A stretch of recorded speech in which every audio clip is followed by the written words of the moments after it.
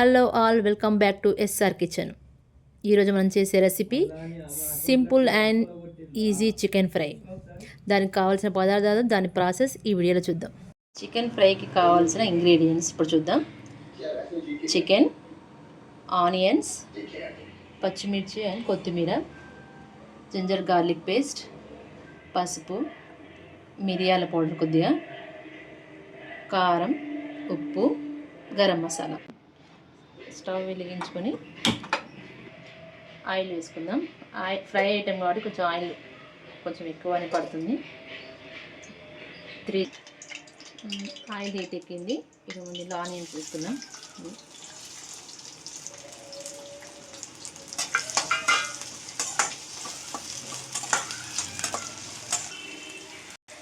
కొద్దిగా సాల్ట్ వేసుకుందాం, ఆనియన్స్ తొందరగా ఫ్రై అవుతాయి. ఇప్పుడు పచ్చిమిర్చి ముక్కలు వేసుకుందాం, టేస్ట్ బాగుంటుంది పచ్చిమిర్చి వేసుకుంటే. ఆనియన్స్ ఫ్రై అయ్యాయి కదండి. ఇప్పుడు జింజర్ గార్లిక్ పేస్ట్ 1 స్పూన్ వేసుకుందాం.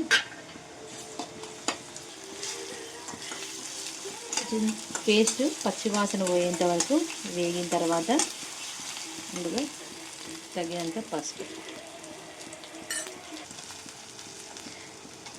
ఆనియన్స్ బాగా ఫ్రై అయ్యాయి. ఇప్పుడు ఇందులో స్పైసీ కోసం కొద్దిగా మిరియాల పొడి, 1 టేబుల్ స్పూన్ మిరియాల పొడి. టేస్ట్ కూడా బాగుంటుంది, కొంచెం స్పైసీగా కూడా ఉంటుంది. ఆనియన్స్ బాగా ఫ్రై అయ్యాయండి. ఇప్పుడు ఇందులో మనం ఇందులో ఫ్రెష్ చేసి పెట్టుకున్న చికెన్ని వేసి కలుపుకుందాం.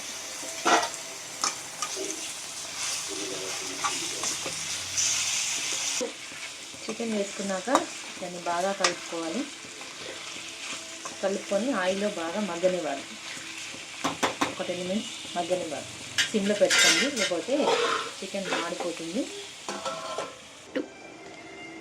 10 మినిట్స్ అయింది కదండి. ఎలా కుక్ అయిందో చూద్దాం. ఆయిల్లో బాగా ఫ్రై అయింది, పైకి వచ్చింది కదా, ఆయిల్ పైకి వచ్చింది కదా, బాగా కుక్ అయింది. ఇప్పుడు ఇందులో 2 టేబుల్ స్పూన్ కారం వేసుకుందాం.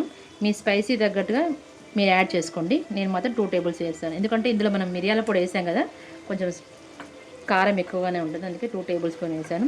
మనం ఇంతకుముందుకు ఆనియన్స్లో ఫ్రై కావడానికి సాల్ట్ వేసాం కదండి, అందుకని కొంచెం తక్కువనే వేసుకుందాం సాల్ట్. నేను ఇంతకుముందుకు యాడ్ చేశాను కాబట్టి.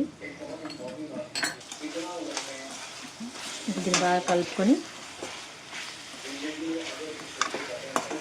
బాగా కలుపుకొని సిమ్లో పెట్టి ఒక 10 మినిట్స్ పెట్టేద్దాం. 10 మినిట్స్ అయిందండి, చూద్దాం. చికెన్ బాగా చికెన్ ఫ్రై అయిందండి. ఫైనల్ టచ్ ఏంటిది, మసాలా, గరం మసాలా చిన్న టేబుల్ స్పూన్,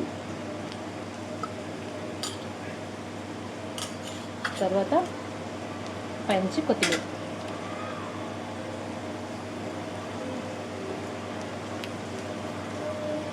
మసాలా వేసుకొని కొత్తిమీర వేసుకున్నాక 2 మినిట్స్ ఉంచేసి స్టవ్ ఆఫ్ చేసుకుందాం. ఓకే, చికెన్ రెడీ అయిపోయింది.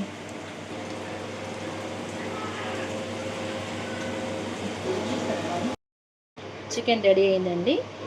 మీకు ఈ రెసిపీ నచ్చినట్లయితే లైక్ చేయండి, షేర్ చేయండి, సబ్స్క్రైబ్ చేయండి.